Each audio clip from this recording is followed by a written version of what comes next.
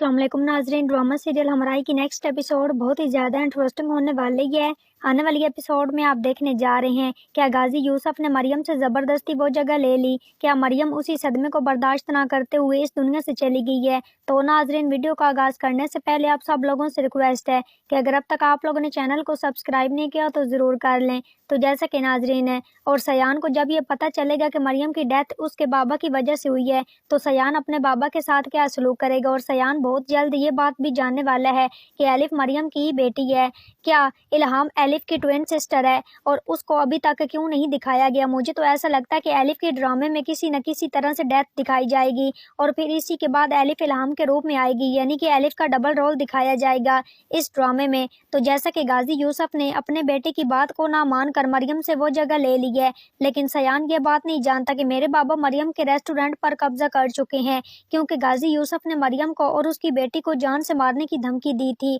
और मरियम ये सदमा बर्दाश्त ना करते हुए इस दुनिया से चली जाएगी, क्योंकि मरियम पहले ही एक सीरियस हार्ट पेशेंट है। मरियम को तो पहले ही डॉक्टर ने किसी किस्म की टेंशन ना लेने का कहा था और ये भी उसके पास वक्त बहुत ही कम है। तो इस तरह मरियम इस सदमे को बर्दाश्त नहीं कर पाएगी और इस दुनिया से चल बसेगी। और एलिफ जो कि अपनी माँ की डेड बॉडी को जब घर लेकर आती है तो एलिफ जो कि बहुत ज्यादा रो रही होती है अपनी माँ की वजह से, तो अचानक सयान जो कि वहां पर पहुंच जाता है। सयान तो मरियम से मिलने के लिए जाता है, क्योंकि सयान है ये बात जानता ही नहीं था कि उसके वक्त मरियम जो कि इतनी बीमार है और जिंदगी और मौत की जंग लड़ रही है। सयान वहां पर डेड बॉडी को देखकर लोगों से पूछता है कि किसकी डेथ हुई है, जिस पर एक औरत सयान को बताएगी कि डॉक्टर एलिफ की माँ इस दुनिया से चल गई है। ये सुनकर सयान को एलिफ पर बहुत ज्यादा तरस आता है। उसे एलिफ के लिए अच्छा भी नहीं लग रहा होता कि उसने एलिफ को इतना ज्यादा तंग किया। और फिर सयान को ये बात में पता चलती है कि एलिफ का इसकी माँ के सिवा इस दुनिया में कोई भी नहीं था और एलिफ की माँ को कंधा देने वाला भी कोई नहीं होता। तो सयान उसके आदमी जो कि वहां पर रुक जाते हैं और वो खुद अपने कंधों पर एलिफ की माँ का जनाजा लेकर जाकर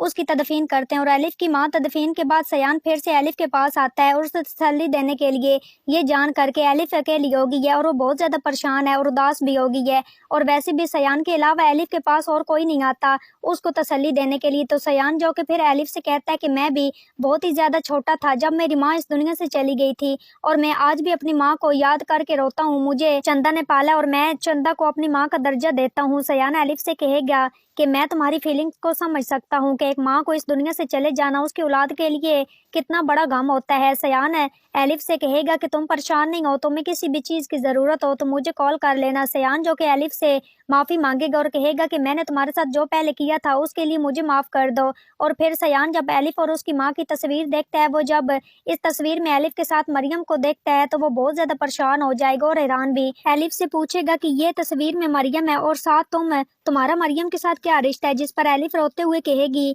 कि ये मेरी मामा है। सयान जब एलिफ के मुंह से ये लफ्ज सुनेगा कि मरियम एलिफ की माँ है तो सयान अपना सर पकड़ेगा और जिस पर इधर एलिफ सयान से पूछेगी कि क्या तुम मेरी माँ को जानते हो, और सयान कहेगा कि हाँ मैं तुम्हारी मामा को जानता हूँ, वो मेरी बहुत ही अच्छी फ्रेंड है। तो ये सब कुछ आप आने वाली एपिसोड में देखने जा रहे हैं। तो नाजरीन, आज की वीडियो अच्छी लगी हो तो वीडियो को लाइक शेयर और चैनल को सब्सक्राइब करना मत भूलिएगा और अपनी कीमती राय की इज़हार कमेंट सेक्शन में ज़रूर करें। और मुझे दीजिए इजाज़त, अपना बहुत सारा ख्याल रखिएगा। फिर मिलेंगे एक नूर अच्छे टॉपिक के साथ। Thanks for watching my video and picture. दुआओं में याद रखिएगा, अपना बहुत सारा ख्याल रखिएगा। अल्लाह निगहबान।